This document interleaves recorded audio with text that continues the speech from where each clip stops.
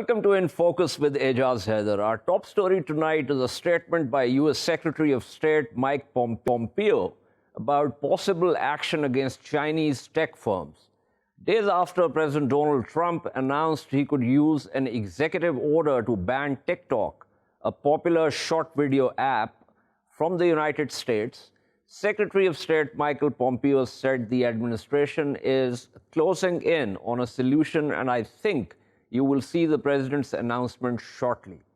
Speaking to Fox News, a U.S. television channel, Pompeo also said that the Trump administration may take action against other Chinese tech companies doing business in the United States. He claimed that of these Chinese companies are feeding data directly to the Chinese Communist Party. TikTok is owned by a Beijing-based company called ByteDance. The company is currently in talks with Microsoft to sell its TikTok business in the US and several other countries. The negotiations have taken on more urgency over the last 2 weeks as the Trump administration issued escalating statements about the popular app. Microsoft confirmed on Sunday that it is in discussions to buy TikTok's operations in the US, Canada, Australia, and New Zealand by September 15th. The company's CEO has also talked to Trump about the president's security concerns. Reuters reported last week that ByteDance will completely relinquish control to Microsoft, even though it had previously wanted to hold on to a minority stake in the U.S. TikTok business. But this is not just about TikTok. A day before Pompeo's Fox News interview, White House trade advisor Peter Navarro told the channel that the Trump administration is also reviewing any kind of software that sends the information for Americans back to servers in China. Last month, after a military clash between Indian and Chinese troops in eastern Ladakh, India banned 59 Chinese apps, citing them as a security hazard. The clash killed at least 20 Indian soldiers with scores injured. A number of Indian officers were also captured by the Chinese army. To discuss this further, we are joined by Professor Kaunert, who's director of the International Center for Policing and Security at the University of South Wales. We also have with us Shaun Rein, who's author, founder, and managing director of China Market Research Group. Thank you to both panelists. Let me begin with Professor Kaunert here. Professor Kaunert, what do you think of these growing concerns, which are obviously being voiced by the United States also with reference to Chinese tech companies? We know the Huawei case also and the 5G and the rest of it, but this is now kind of spreading out. Is this genuine, or is this one of those areas where the U.S. wants to put pressure on China? Right. Well, thanks for having me on the program. I think it's very, very interesting to see what's going on here, because what we're seeing is a longer-term conflict appearing between the United States and China. In fact, ever since President Trump came to power, he, in a sense, made it very clear that he saw a geopolitical rival in China. That led to a variety of different trade negotiations, to tariffs that were being imposed on China. And it is within that context that I think you need to see that. Of course, there may well be certain security concerns, and Huawei is one of the examples that have been mentioned, and here we have another example. So I'm not there to suggest that there aren't any security concerns, but of course the larger picture is that of a geopolitical rivalry between the United States and China, and something that in a sense has really developed in a different direction since President Trump took office, and something that I suspect might be there to stay even under President Biden, unless this can be de-escalated a little bit before President Biden would take office if he were to win the elections. Yeah, you mentioned, President, of course, we are jumping ahead of the curve here, but and I was going to come to that, because this is more structural. And as a matter of fact, if Biden wins the presidency, Washington, D.C. will be back to what is known as the blob, the traditional foreign policy making experts. So those structures are there. But in the case of President Trump's trade tariffs, that was something that was specifically sort of Trumpian in the sense that he did the same with allies. I mean, very close allies, Germany, Japan, We did this also with India. So I think that is a little different from what we are witnessing here. Yes, indeed, it is a little bit different. And of course, here, President Trump has been pushing that on allies. But I think one very important larger picture is that one of the countries that he hasn't imposed any of those type of sanctions is, of course, Russia. And Russia has been at the center of the scandal in terms of his impeachment procedure and impeachment process. And again, what you can find is that his entire geopolitical agenda, at the end of the day, is one that benefits Russia, that damages American long-term security interests. And in fact, having a strong relationship with China is in fact something that is detrimental to not having that strong relationship is detrimental to long-term U.S. strategic interests.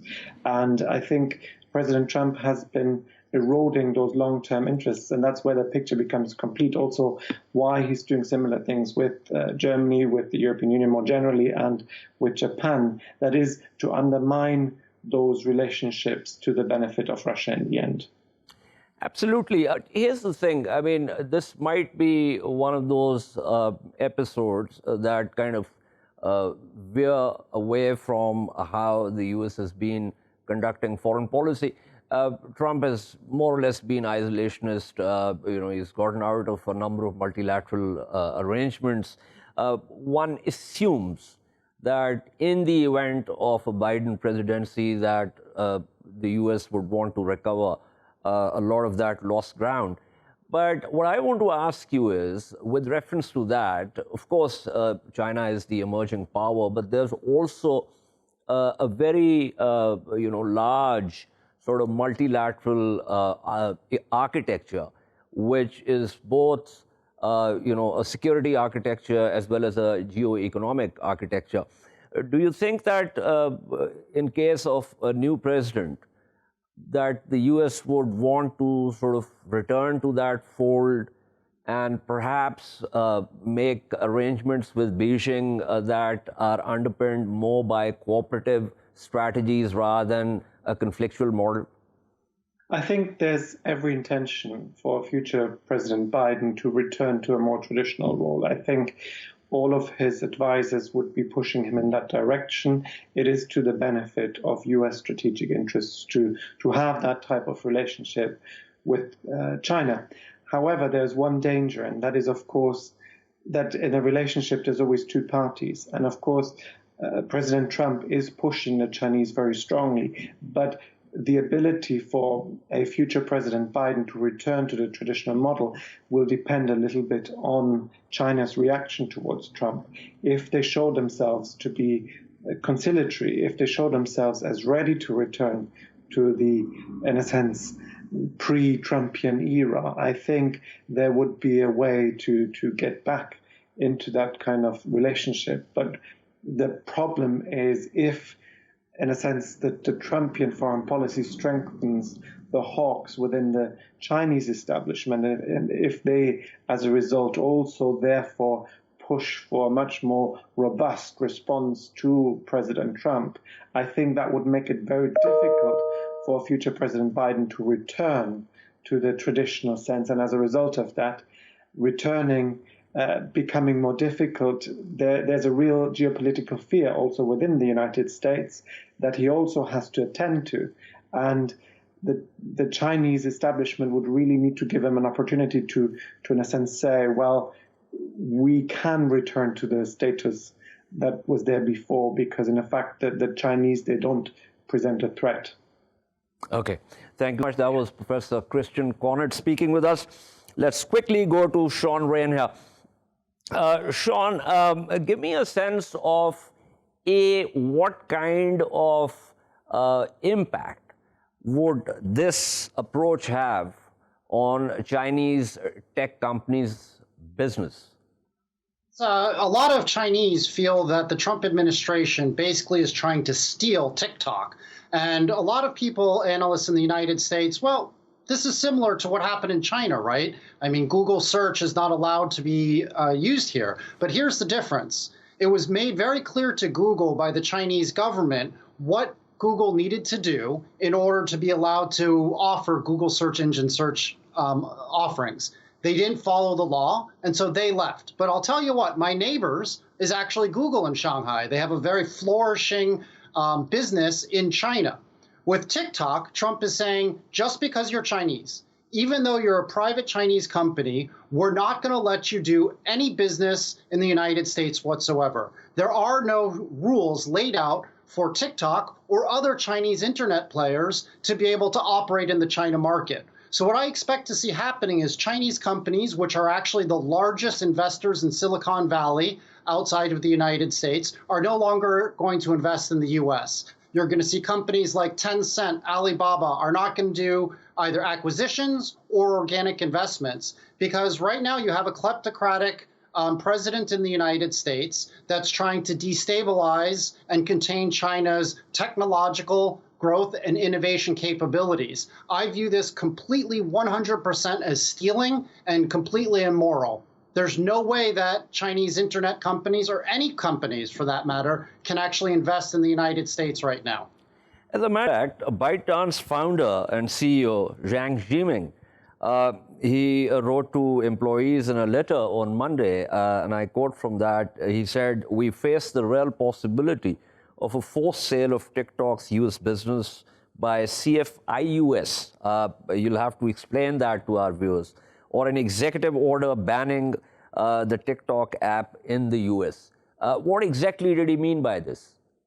So CFIUS is the organization in the US that reviews all acquisitions and major investments of foreign players in the United States. Okay. And they basically have found that ByteDance or TikTok is a security risk, but they haven't offered any proof. It's the same thing as Huawei. It's the same thing with TikTok, is that the United States is basically trumping up any national security risk for really two reasons. The first is Trump is desperate right now politically. You know, there are over 4 million people in the United States who've gotten sick from COVID. The economy is imploding at a 30% GDP drop rate on an annual basis. So through the November presidential elections, you're going to see daily attacks and scapegoating of China by the Trump regime. But then second, whoever controls innovation in the next 5 years is going to control the world, because tech dominance is more important than military dominance. And that's why you see the United States is going so harsh after all of the most innovative Chinese companies. It's a very dangerous situation that I think is going to extend 10, 20 years, whether Trump is in charge or whether Biden wins the presidential election, because there's just so much rampant xenophobia that's rising in the United States right now. Any Chinese company and any Chinese person is potentially a spy for the Communist Party. It's really 1950s McCarthyism all over again. This is interesting, say, because the U.S. model, and that model is also sort of, even in Western Europe, there's a free market, so, investors can come in and there's a level playing field, and, if they have the innovation, they make it big and the rest of it. But it seems to me from what you've said that within the United States, there are ways in which the U.S. executive can actually queer the pitch for companies if they belong to, let's say, a state which the U.S. considers to be adversarial, or thinks that, it could ultimately challenge the United States. That kind of goes against the very idea of the free market, level playing field concept. Yeah, the United States likes to tout free market and say that there's a level playing field. And in many ways there are, as long as you're a country that doesn't challenge the United States politically or challenge the United States economically. You can see when Japan was soaring in the 1980s, the United States didn't like that. So they forced Japan to accept the Plaza Accords, which destroyed Japan's export powerhouse and ended up really putting a stagnation in their economy for the last 20 years. The United States is trying to do the exact same thing to China now, but I think President Xi, the president of China, saw what Reagan did to Japan during the Plaza Accords and isn't going to make the same mistake and is going to try to stand tall. The problem for China, though, is they don't have that much firepower to be able to go against Trump at this stage. All of the major American internet players, Twitter, Facebook, are already blocked in China. So it's not like they can block them. And also because of COVID, China is really trying to boost the economy. So they're actually rolling the red carpet out for American businesses more than any time I've seen since the 2008 Beijing Olympics. So I think China's actually in a very tough position right now. It needs to show the world and show the Chinese population that President Xi won't back down to Trump's bullying. But at the same time, it needs to keep attracting U.S. investment and show that China's an open market. Very dangerous political waters for President Xi right now on the global side.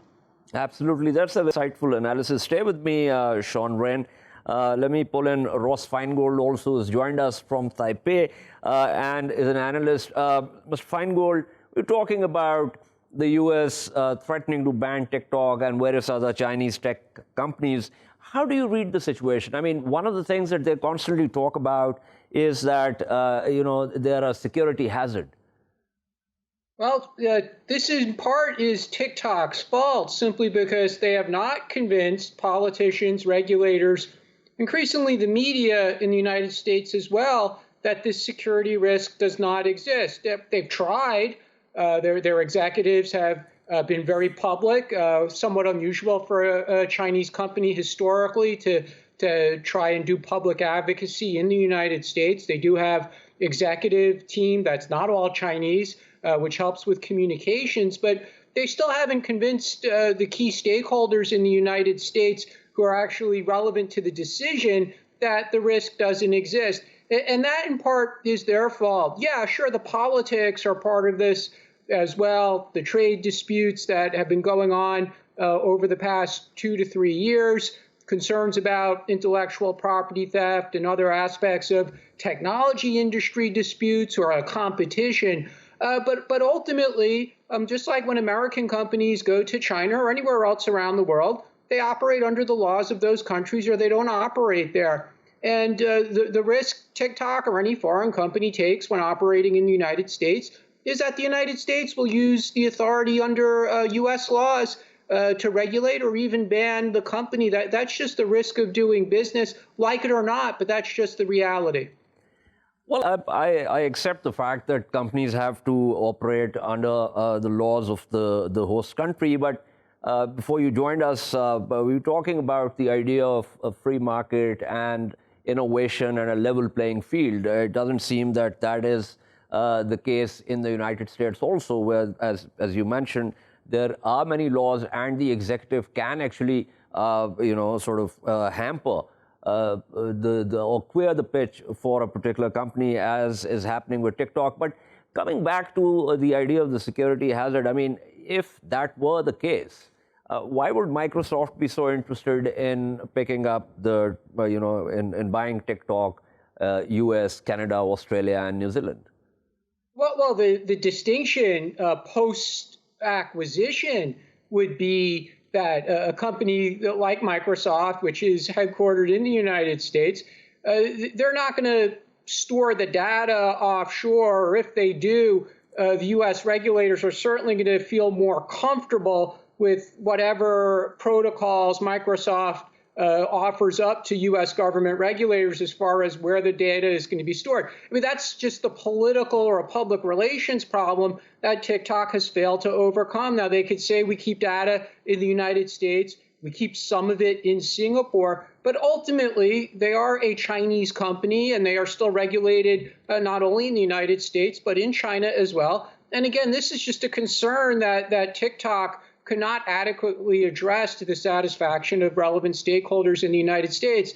So if Microsoft or another American company were to purchase these assets, the operating business in the United States and Canada, Australia, for example, the concerns or what regulator expectations are simply different. And it's obvious that an American company would be able to address those concerns in a way that a Chinese company simply cannot. Okay, I'll take this to Shaun, Rein before I wrap up this segment. Shaun, what do you think of what Ross Feingold is saying about local laws also? And every time, the bottom line seems to be that this is a Chinese company. That in and of itself seems to evoke a certain kind of image of what this company can or cannot do. Exactly. It's pure xenophobic racism, pure and simple. Any Chinese company is now considered a security risk. And there's two quick points to respond to Ross. He says that Google has to operate according to local laws in China. I 100% agree with that. TikTok also has to operate according 100% laws to the United States. Here's the problem. The United States is not telling TikTok what it needs to do to adhere to laws to be allowed to operate in China. This clearly is just theft. TikTok has already said we'll store all of the data in the United States. We will make sure that we don't share any of the data with the Chinese government. So TikTok has said they will follow American law, but that's not good enough simply because they're a Chinese company. If TikTok and Huawei were such major security risks, why would the United Kingdom, for example, ban Huawei, but say that their telecom equipment can still be used until 2027? I guess the UK, the United States, is okay with Huawei, TikTok, and China spying for another 7 years. So it's clearly sensationalism that there is spying going on, because so far there's been a lot of talk, but no evidence shown. Okay, Ross Feingold, final word to you. There is no evidence. So what do we make of this? All politics, sensationalism, Trump seeking re-election. What is it about? That there's no evidence, because there have been a few examples. You could say it's isolated versus the number of users, but there have been examples of data leak over the Chinese side as far as whether it's Huawei or TikTok. And there's also been examples where users outside of China, their content has been censored by TikTok, and this raised a lot of concerns. So again, we could point the finger at the US and say the content is also censored. Content is also censored by Facebook. This has happened with Kashmiris, for instance, writing about Indian occupation, their content being censored. So that's kind of something that most companies do. I mean, it's not right. I'm not condoning it, but that's how it works. That's a very fair point, but we have a distinction here between a domestic company and a foreign company. And a foreign company is going to have more challenges than a domestic company, and that's simply going to be the case in any market around the world. Okay. Thank you so much, Ross Feingold. Thank you, Shaun, Rein, for speaking with us. We shall take a short break and return to discuss the ISIS attack in Jalalabad, an eastern city in Afghanistan. Stay with us.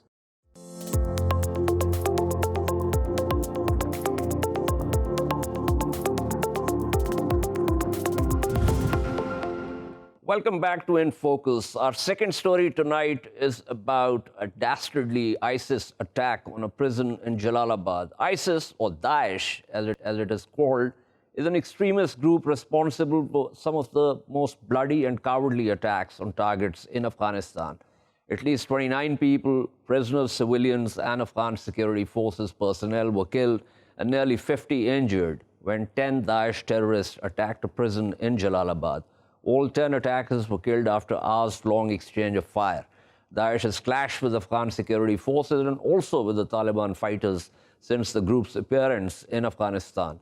The Taliban and the Kabul government are in the process of talks which seem stuck on the issue of prisoner release, even though Kabul released more prisoners just before Eid. The Daesh attacks make it even more important for Taliban and the Kabul government to expedite the talks in order to address the danger posed by Daesh and groups affiliated with that murderous creed. To discuss continuing violence in Afghanistan, we have with us Dr. Jonathan Schroden, who's Program Director and Special Ops Research Coordinator, and Mr. Pardes, who's a journalist and joins us from Kabul. Let me begin with Dr. Schroden here. Dr. Schroden, it seems to me that since Daesh is an entity that's attacking everyone, that it's important for Taliban and the Kabul government to actually expedite the talks so that, once a certain kind of consensus emerges, that they can actually, counter the Daesh threat itself, which has begun to grow.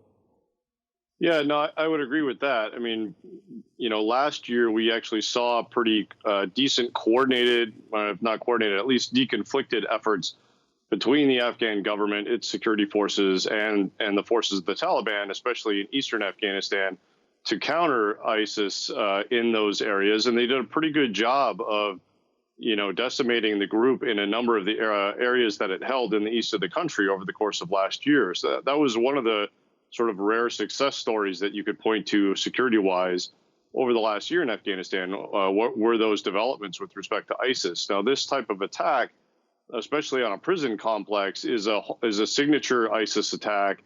An attempt to free some hundreds of its prisoners that were, its members that were held prisoner there, in order to try and generate more manpower for a group that was kind of on the ropes in eastern Afghanistan. So it is, a pretty big move by ISIS to do this. It is clearly designed both to generate manpower, but also to play a bit of a spoiler role with respect to the talks, right? I mean, this came right in the middle of the ceasefire that was designed to set the stage for the final set of prisoner releases, which would then move the situation hopefully into intra-Afghan negotiations. So ISIS is clearly trying to spoil the scene through this type of attack. And so it's important for both sides to, sort of recognize that they do have this mutual hatred of ISIS, to not allow this attack to derail the move to, for the final slate of prisoner releases, and to move quickly into intra-Afghan negotiations, which is something that ISIS does not want. And according to some reports, the number that's being put on Daesh, cadres, about 24 to 2,500. They've also been losing a number of their local leaders and commanders. But it seems to me that, they mount these attacks, and they've previously chosen soft targets, is essentially to sort of signal that they still have the ability to generate spectacular violence. Yeah, that's right. I mean, ISIS in Afghanistan has traditionally led with its message, with its narrative, and then it conducts kinetic attacks in support of that narrative. And so for years, their narrative has been that the Taliban are a bunch of sellouts, effectively, that they are puppets of the Pakistani government, or that they are, negotiating with the Americans, who in ISIS's view remain, the biggest infidels on the planet. And so there's this narrative that the Taliban have lost the way of the jihad, and that ISIS is the new vanguard of that. And their attacks are designed to reinforce that message and to try and delegitimize the Taliban as a jihadist movement. And so all of their attacks are designed in that same vein. This particular attack, again, had both a functional component, which was simply to try and free a number of its members that were held in this prison. But as you said, these types of high-profile attacks continue to signal to anyone who's watching that ISIS, in their view, remains a potent threat, and that it will continue to play this role, in their view, as the vanguard of the jihad in Afghanistan. Absolutely. Stay with me, Jonathan. Let me go to Ejaz Pardes here. Mr. Pardes, how would you analyze this attack and the signaling associated with it?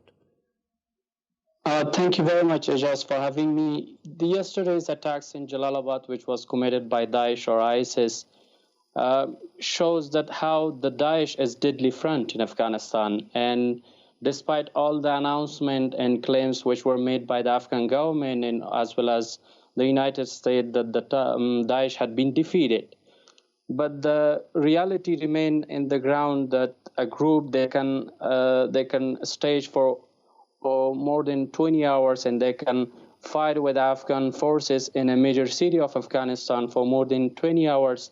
It raised very extremely important and burning question with the people. I mean, if the peace with the Taliban doesn't bring peace in Afghanistan, so I mean, in regard of the Afghan people, they believe before that they were hoping that peace with the Taliban could bring the lasting peace in Afghanistan. But now it seems the phenomena is changing, and it seems that peace with the Taliban would not bring lasting peace in Afghanistan, and that's a more concerning issue for the ordinary people of Afghanistan, which they are already losing their life in a devastating wave of violence in Afghanistan. But don't you think that, as I said in my opening also, and Dr. Schroden also seems to suggest that is the way forward, that given the Daesh threat, it's even more important for the Taliban and the Kabul government to expedite the peace process so that then they can focus their energies on countering this particular threat? True. I mean, in Kabul, some of the political elites, they believe, as before you mentioned, I mean, now currently the high-profile attacks which was committing by Daesh, it really, I mean, playing a kind of spiral role in the peace. But the other thought and belief in political elites in Afghanistan is if the Afghan government peace with the Taliban, definitely the Afghan forces will have or will gain the capability to fight or to eliminate the other insurgents group or other affiliated group, and that's and they believe that the Taliban is kind of paved the way for other insurgents groups in Afghanistan, and they're carrying out their blooding attacks in Afghanistan. But let's hope for intra-Afghan negotiations start if the Taliban peace with the Afghan government. The other thought is that if the Taliban peace, it might the Afghan government and the Afghan forces would gain the capability to fight with these insurgents group and other affiliated. Okay. Dr. Schroden, one of the points that Ejaz Haider has made is with reference to the firefight itself. 20-hour long, there were 10 terrorists, there were lots of Afghan security forces. Give me a sense of whether that kind of concerns you with reference to the level of training and coordination among the Afghan national security forces. I think it runs two ways, right? So I would say first, I was pretty impressed with the nature of the attack itself. There are some good threads out this morning on Twitter that describe the details of the attack. There were four teams, so the 11 attackers were split into 4 different teams. They took up very strategic positions in terms of the attack. For example, there was a truck bomb that was used to breach the gate. One of the teams immediately stormed inside of the breached gate, moved to take high ground to include the watchtowers at the prison, which gave them oversight of what was happening on the ground. Several other teams moved to other positions of high ground in and around the prison. And a 4th team used mortars to attack the airport, which would slow down the response of Afghan security forces coming via air from the Jalalabad airport. So it was a very well-coordinated, well-executed, well-thought-out attack. I would be shocked if it didn't have some help from the inside. I mean, there's been lots of reports over the last year of ISIS members inside Afghanistan's prisons having very good access in terms of communications to their external compatriots. And so I'd be surprised if there wasn't an insider component to this attack as well. So the whole thing was very well executed, which says something again about the nature of ISIS's residual capabilities, despite the beating that it took in eastern Afghanistan last year. And so it is concerning to see that a group that was previously described as being on the ropes or, obliterated in the terms of the Afghanistan government could, come up with an attack as sophisticated as this using as few manpower as 11 people. I agree with you. Yes, I've also seen those threads, and the modus operandi was clearly showed that the whoever planned knew military tactical planning, and those who executed it were also well trained. But here's my question before I wrap up this segment. This kind of planning and execution generates, if not a lot, some kind of chatter, and perhaps the intelligence agencies should have been able to pick up that chatter, whether through human or whether through technical means. Do you think that's an area where the Afghan National Security Forces might have, not really come up, or did they come up short in terms of, being able to sort of, intercept that kind of chatter? Well, certainly anytime you have an attack of this sort of scale, people will point to intelligence failures as one of the causal reasons for it. The intelligence community is always in a hard position in that regard. Now, if there was an insider component, one would have hoped that you'd be able to, have better monitoring of communications from inside the prison going out. And so that if that turns out to be true, then certainly that would be a failure in some regard. I would just say, though, that, hindsight is always 20/20. And when I saw the news, it immediately occurred to me, hey, this is a hallmark tactic that ISIS has used in Iraq and Syria in terms of prison breaks. And so we probably should have expected that this might come at some point in Afghanistan. So even I felt a bit of, I should have seen this coming type feeling when I read the news. It is, impossible to predict everything. But what I would say is, given the rumors, especially that the new leader of ISIS is possibly an Iraqi or a Syrian, we should pay more attention to the types of tactics that ISIS used in Iraq and Syria, and look for their portability into Afghanistan, especially as a result of some of this new leadership that we're seeing circulating online. Absolutely. I think that's an important point. Thank you so much. That was Dr. Jonathan Schroden. Thank you also to Hadith Pardes for speaking with us. This is all from InFocus tonight. We shall see you tomorrow at the same time. Keep following our latest updates on social media at indus.news. Good night and goodbye.